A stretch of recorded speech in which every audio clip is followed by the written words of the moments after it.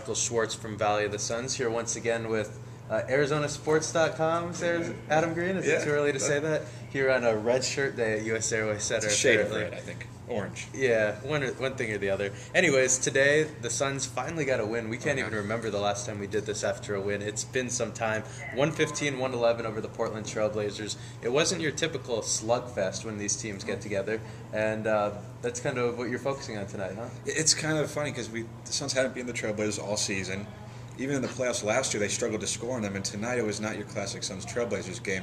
Even early on, there were points were scored. Portland had 36 in the first quarter. The Suns had 28. So even though the Suns were down 8 after 1, you still kind of got that feel that this isn't like it has been before. Yeah, it was kind of a Suns tempo all game, especially early in the fourth quarter. That reserve unit brought the same kind of energy. Dudley said it's not really exactly like last year, but energy-wise it was, and they gave you that feeling where it wasn't like some of these other games you were just waiting for something terrible to happen.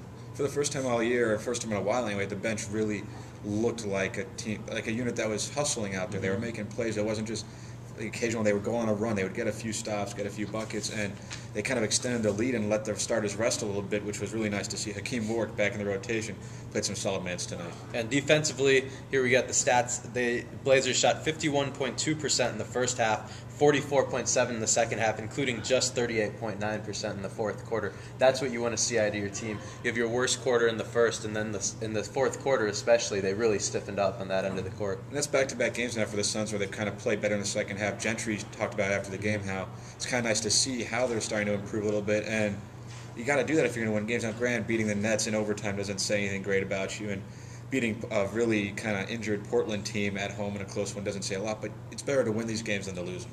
Now, the last time we did this, we talked about the easy games coming up on the schedule, and for once, we were just saying whenever Adam's right about something, it's a negative thing. Adam warned us that those easy games weren't necessarily wins, and that's exactly what happened. But now the Suns have kind of gotten back on the right track. They've won 3 out of 4, and this was one you had to win. Through all this, everything we're talking about, how the season's over, and all the woe is me that I know we've seen on my comments, I'm sure you've seen on your comments, the Suns are 1 game out of the 8th spot in the loss column. Yeah.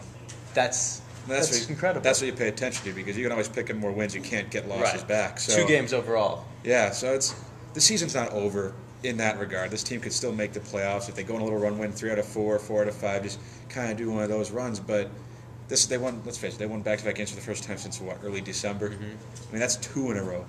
When the next one, hey, you have what's called a winning streak, I guess, but that's going to be a tough task Monday. Yeah, it's going to be a tough one. It'll be interesting. Get to see those guys from New York once again. They shot terribly against Sacramento tonight. It seems like they're saving it all for the Suns. The Knicks will be up for that. Amari playing against his old team and the whole D'Antoni thing. I believe both of the last 2 years with D'Antoni, the Suns lost the game in New York. Bad in New York too. Yeah. Right, the last couple of years. So that's going to be an interesting one. But after that, it gets a lot easier. You've got Cleveland, Washington, Detroit, and Philly, I believe, is the other one. And when we say easy, I mean Cleveland was a close game here. Right. Philadelphia beat the Suns here.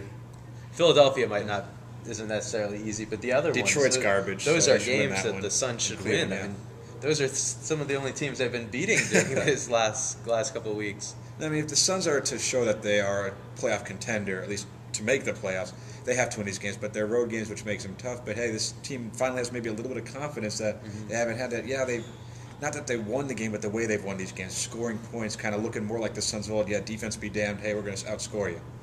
And what I like most about the road trip is this is a chance to kind of get together and get that chemistry. I mean, we've been talking so much about chemistry, and you think it's overrated. I do. I think it's not overrated. I think it's perfectly rated, maybe even a touch underrated. But you're going to be on the road for the next week and a half or so. This is the time for them really to get together and bond as a team, I think. I think that's going to be maybe the most important part, along with possibly piling up some victories, because it is an easy schedule. Win the games and the chemistry will come. Right, okay. Well, I think that when the chemistry comes, you'll win the games. But I think that's an argument we can have forever. For now, at least, we're finally talking after a victory. Once again, 115-111. The Suns over the Portland Trailblazers tonight. For ArizonaSports.com's Adam Green, I'm Michael Schwartz. We'll talk to you guys next time.